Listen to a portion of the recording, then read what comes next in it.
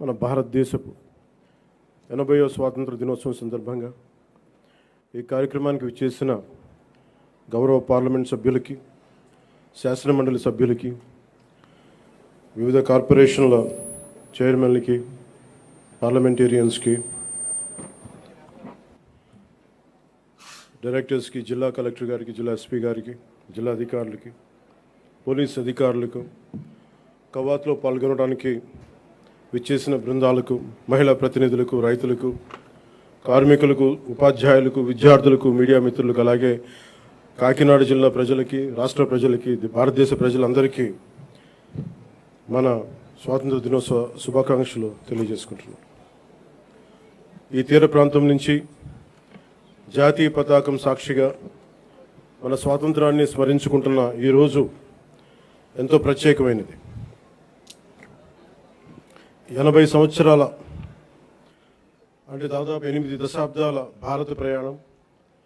ఒక తరం స్వాతంత్రం కోసం పోరాడింది, ఒక తరం ఆ స్వాతంత్రాన్ని కాపాడింది, మరో తరం దేశ నిర్మాణానికి పునాదులు వేసింది. ఇప్పుడు భారతదేశం మరింత బలమైన, సమర్థవంతమైన, స్వయం సమృద్ధి కలిగిన దేశంగా ప్రపంచానికి నాయకత్వం వహించే దిశగా అడుగులు వేస్తున్న తరుణంలో ఆ మహత్తర ప్రయాణాన్ని మరింత వేగంగా, మరింత గొప్పగా ముందుకు తీసుకెళ్లే బాధ్యత అన్ని తరాల మీద ఉంది, ప్రత్యేకించి కొత్త తరం మీద ఉంది. ఈ సంవత్సరం మన స్వాతంత్ర దినోత్సవానికి మరో చారిత్రాత్మక ప్రత్యేకత ఉంది. మన జాతీయ గీతం వందే మాతరంకి 150 సంవత్సరాలు పూర్తవుతా ఉన్నాయి. స్వాతంత్ర సమరయోధులు కష్టాలు, వారి త్యాగాలు ఫలితంగా మనకు లభించిన స్వాతంత్రాన్ని కేవలం ఒక చారిత్రక ఘట్టంగా గుర్తు చేసుకోవడం కాదు, స్వాతంత్రాన్ని అర్థం కల్పించే బాధ్యతను కూడా మనం గుర్తు చేసుకోవాలి. ఆ బాధ్యతను గుర్తు చేసుకోవడానికి కాకినాడ కంటే గొప్ప వేదిక మరొకటి ఉండదు. మన కాకినాడకి స్వాతంత్ర పోరాటంతో కూడా చాలా గొప్ప అనుభవం ఉంది. 1923లో కాకినాడలో జరిగిన అఖిల భారత కాంగ్రెస్ సమావేశం జాతీయ స్వాతంత్ర ఉద్యమ చరిత్రలో ఒక ముఖ్యమైన అధ్యాయం. జాతీయ చైతన్యానికి కాకినాడ ఒక వేదికగా నిలిచిందనడానికి ఒక గొప్ప ఉదాహరణ. అదే స్ఫూర్తిని మన చుట్టూ ఉన్న ప్రజల జీవితాల్లో కూడా మనం చూడవచ్చు. ఈ తీర ప్రాంతంలో తుఫాన్లు వస్తాయి, సముద్రపు కోత ఉంటుంది, భారీ వర్షాలు ఉంటాయి, ప్రకృతి అనుక్షణం ఎన్నో సవాళ్లు విసురుతూ ఉంది. అయినా మన మత్స్యకార సోదరులు సముద్రంలోకి వెళ్తారు, రైతులు పొలాల్లోకి వెళ్తారు, నేతలు తన మగ్గాల ముందు కూర్చుంటారు, కార్మికులు తమ పనిలోకి వెళ్తారు, యువత తమ భవిష్యత్తు కోసం ముందుకు సాగుతూ ఉంది. కుటుంబాన్ని నిలబెట్టడానికి, సమాజాన్ని ముందుకు తీసుకెళ్లడానికి సామాన్య మనిషి ప్రతిరోజు చేసే పోరాటం ఈ దేశ నిర్మాణంలో భాగం. ప్రధానమంత్రి గారి శ్రీ నరేంద్ర మోదీ గారి వికసిత్ భారత్ 2047 సంకల్పంలో ఆంధ్రప్రదేశ్ తన వంతు బలమైన పాత్రని పోషిస్తుంది. కేంద్ర రాష్ట్ర ప్రభుత్వాల సమన్వయంతో రాష్ట్ర అభివృద్ధి పదంలో వేగంగా ముందుకు సాగుతూ ఉంది. కేంద్రం అందిస్తున్న మౌలిక వసతులు, పెట్టుబడులు, సాంకేతికత, జాతీయ స్థాయి పథకాలకు రాష్ట్ర ప్రభుత్వం తన పరిపాలనా సామర్థ్యాన్ని జోడించి వాటి ఫలాలు ప్రజలకు చేరేలా సర్వశక్తులు ఒడ్డి పనిచేస్తాం. ఇటీవల కేంద్రం రాష్ట్రాలకు ముందస్తుగా పన్ను వాటా నిధులు విడుదల చేయగా ఆంధ్రప్రదేశ్కి 4,597 కోట్లు అందాయి. ఇలాంటి కేంద్ర రాష్ట్ర సమన్వయం రాష్ట్ర అభివృద్ధికి మరింత వేగాన్ని అందిస్తాం. అదేవిధంగా స్వాతంత్రం వచ్చి ఇన్నేళ్లు గడిచినా రహదారి సౌకర్యానికి నోచుకొని గిరిజన గ్రామాలకు తొలిసారిగా రహదారి సౌకర్యం కల్పించాలనే లక్ష్యంతో డోలీ రహిత గిరిజన గ్రామాల కోసం అడవి తల్లి బాట కార్యక్రమం కింద 2,078 కోట్లతోటి 2,310 కిలోమీటర్ల రహదారుల నిర్మాణం చేపట్టాం. ఇప్పటికే 905 కిలోమీటర్ల రహదారుల నిర్మాణాన్ని పూర్తి చేశాం. జలజీవన్ మిషన్, అమర్జీవి జలధార కింద గతంలో అసంపూర్తిగా ఉన్న పులివెందుల, డోన్, ఉద్దానం తాగునీటి ప్రాజెక్టులని దాదాపు పూర్తి చేశాం. అలాగే 8,000 కోట్లతో 1,30,00,000 మందికి తాగునీరు అందించాల లక్ష్యంతో చిత్తూరు, ప్రకాశం, పల్నాడు, ఉమ్మడి ఉభయ గోదావరి జిల్లాలో మెగా వాటర్ గ్రిడ్ వర్క్స్ని వేగవంతం చేశాం. మరో 9,355 కోట్లతో 10 కొత్త ప్రాజెక్టుల ద్వారా దాదాపు 6,500 గ్రామాలకి తాగునీరు అందించే మెగా మల్టీ విలేజ్ స్కీమ్స్ని ప్రక్రియను ప్రారంభించాం. అటవీ పర్యావరణ పరిరక్షణకు శాస్త్రీయ విధానం, సాంకేతికత, ప్రజల భాగస్వామ్యంతో ముందుకు సాగుతూ ఉన్నాం. రాష్ట్రంలో పచ్చదనాన్ని 50% పెంచే లక్ష్యంతో ఈ సంవత్సరం 10 కోట్ల దేశవాళీ మొక్కలను పెంచే ప్రణాళికతో పాటు 74 నగర వనాలని అభివృద్ధి చేశాం. అలాగే దాదాపు 3 కోట్ల సీడ్ బాల్స్ని తయారు చేసి వాటి విస్తరణ కార్యక్రమాన్ని ప్రారంభించాం. వేల హెక్టార్లలో మడ అడవులను సంరక్షించడం ద్వారా దేశంలో 2వ స్థానాన్ని సాధించాం. గ్రేట్ గ్రీన్ వాల్ ద్వారా తీర ప్రాంతాల రక్షణ కూడా చర్యలు చేపట్టాం. మానవ వన్యప్రాణి సంఘర్షణ తగ్గించేందుకు హనుమాన్ అనే కార్యక్రమాన్ని తీసుకొచ్చి 100కి పైగా వాహనాలతో అత్యవసర స్పందన వ్యవస్థను ఏర్పాటు చేశాం. కుంకి ఏనుగుల ద్వారా 15కు పైగా ఆపరేషన్లు విజయవంతంగా నిర్వహించాం. ఎర్రచందనం అక్రమ రవాణాపై కఠిన చర్యలు తీసుకుంటూ దాదాపు 100 మెట్రిక్ టన్నుల ఎర్రచందనాన్ని స్వాధీనం చేసుకుని 242 కేసులను నమోదు చేసి 494 మందిని అరెస్ట్ చేయడం జరిగింది. కేసులో 95% కన్విక్షన్ రేట్ సాధించగలిగాం. అటవీ భూ ఆక్రమణ చర్యలు తీసుకొని దాదాపు 10,506 హెక్టార్ల అటవీ భూమిని తిరిగి ఎన్డీఏ ప్రభుత్వం స్వాధీనం చేసుకుంది. రైతు సంక్షేమానికి ప్రాధాన్యత ఇస్తూ పీఎం కిసాన్, అన్నదాత సుఖీభవ పథకాల ద్వారా సుమారు 47 లక్షల రైతు కుటుంబాలకు ఏడాది 3,125 కోట్లతోటి ఒక్కొక్క రైతు కుటుంబానికి 20,000 సాగు సాయం అందిస్తా ఉన్నాం.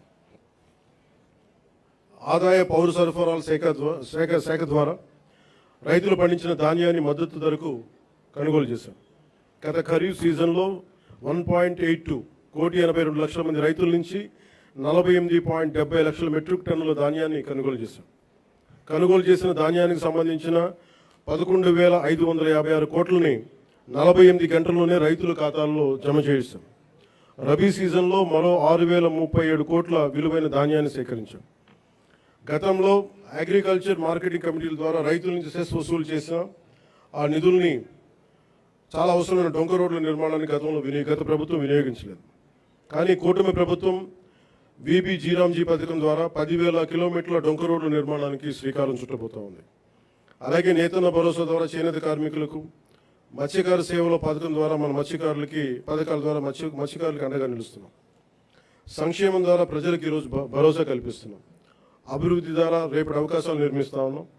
గౌరవ ముఖ్యమంత్రి శ్రీ నారా చంద్రబాబు నాయుడు గారి నాయకత్వంలో రాష్ట్ర రాజధాని అమరావతిని అభివృద్ధి చేస్తున్నాం. రాష్ట్రం పెట్టుబడులు ముందుకు వస్తూ ఉన్నాయి. రాష్ట్ర జీవనాడైన పోలవరం కొత్త ప్రాజెక్టుని శరవేగంగా పూర్తి చేసుకుంటా ఉన్నాం. అలాగే ప్రత్యేకించి పిఠాపురం నియోజకవర్గం ప్రజల కోసం దాదాపు 1000 కోట్లతో ఎన్నడూ లేని విధంగా అభివృద్ధి పనులు చేపట్టాం. ఇందులో Uppada sea protection wall, roads, drains, తాగునీటి వస్తువులు, రైల్వే ఓవర్ బ్రిడ్జ్, రైల్వే స్టేషన్ల ఆధునీకరణ, 100 పడకల ఆసుపత్రి, దేవాలయాల అభివృద్ధి, నగరవనం, చెరువుల పునరుద్ధరణ వంటి కీలక పనులు ఉన్నాయి. పల్లె పండుగ, విబి జీరాంజీ వంటి కార్యక్రమాలతో పిఠాపురం అభివృద్ధికి మరింత వేగంగా తీసుకొచ్చాం. నేటి యువతతోటి మాట్లాడటం అంటే రేపటి భారతదేశంతో మాట్లాడటం. అందుకు మీతోటి కొన్ని మాటలు పంచుకోవాలనుకుంటాను. మీరు కేవలం భారతదేశ భవిష్యత్తు కాదు, భారతదేశపు ప్రస్తుత బలం కూడా. ఈ రోజున సమాచారం మనకి క్షణాల్లో చేరుతా ఉంది. But speed is not truth. ఏదైనా నమ్మే ముందు ఆలోచించండి, అనుసరించే ముందు ప్రశ్నించండి, నిర్ణయం తీసుకునే ముందు పరిశీలించండి. మన రాజ్యాంగ ప్రాథమిక విధుల్లో article 51 clause A sub clause H కూడా ప్రతి పౌరుడు శాస్త్రీయ మానవతా పరిశీలన సంస్కరణ దృక్పథాలను, scientific temper, humanism, enquiry and reforms పెంపొందించుకోవాలని చాటి చెప్తూ ఉంటుంది. మనందరికీ మన అభిప్రాయాన్ని స్వేచ్ఛగా వ్యక్తం చేసే హక్కు ఉంది. అది మన ప్రజాస్వామ్యానికి చాలా గొప్ప బలం.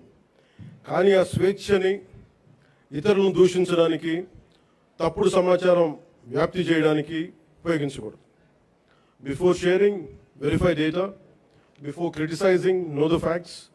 Before abusing, remember your responsibility.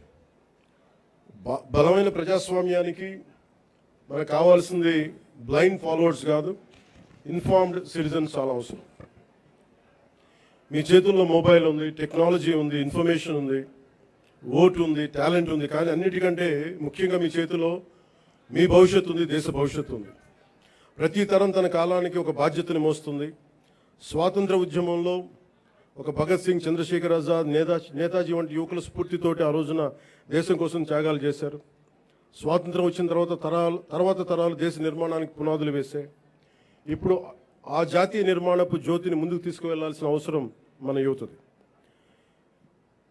మీరు ఈ దేశపు యువతది. మీ ఆలోచనలు స్వేచ్ఛగా ఉండాలి, అన్యాయంపై అసహనం ఉండాలి, మార్పు తీసుకురావాలని తపన ఉండాలి. ప్రభుత్వాన్ని ప్రశ్నించండి, విధానాలను విమర్శించండి, నిరసన తెలియజేయండి. కానీ మీ కోపాన్ని విధ్వంసంగా కాకుండా నిర్మాణాత్మక శక్తిగా మార్చండి. పోరాడే సమస్యలు నిజమైనవే కావచ్చు, కానీ వాటిని ఎవరు ఏ దిశలోకి తీసుకువెళ్తున్నారు అనేది ఆలోచించాలి. వ్యవస్థలో తప్పుంటే వ్యవస్థని ధ్వంసం చేయడం కాదు, వ్యవస్థని సరిచేయడం అంటే మనకు లక్ష్యం కావాలి.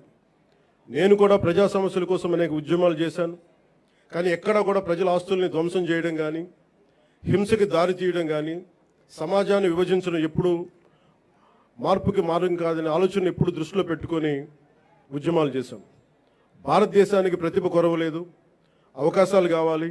అవకాశాలను సృష్టించే సమయం ఇది. ప్రపంచంలోని పెద్ద సంస్థలకి నాయకత్వం వహిస్తున్న భారతీయుల నుంచి, అంతరిక్షం నుంచి డిజిటల్ టెక్నాలజీ వరకు, భారత్ సాధిస్తున్న విజయాల వరకు మన సామర్థ్యాన్ని చాటి చెప్పడం సామర్థ్యానికి ప్రపంచమే సాక్ష్యం. కాబట్టి యువతకి నా పిలుపు ఒకటే: డబ్బుకి మీ ఓటు నమ్ముకోకండి, తప్పుడు సమాచారానికి మీ ఆలోచన నమ్ముకోకండి, ద్వేషానికి మీ భవిష్యత్తును అప్పగించకండి. ప్రశ్నించే యువత కావాలి, పరిష్కారం చూపే యువత కావాలి, అవకాశాలు సృష్టించే యువత కావాలి, భారతదేశాన్ని నడిపించే యువత కావాలి. ఈ తరం చేతిలో ఉన్న జ్యోతి యువత. వచ్చే తరానికి మరింత ప్రకాశవంతమైన భారతదేశంగా మీ చేతిలో ఉండాలని మనస్ఫూర్తిగా కోరుకుంటూ సెలవు తీసుకున్నాను. జై హింద్. మన భారతదేశపు 80వ స్వాతంత్ర దినోత్సవం సందర్భంగా ఈ కార్యక్రమానికి విచ్చేసిన గౌరవ పార్లమెంట్ సభ్యులకి, శాసనమండలి సభ్యులకి, వివిధ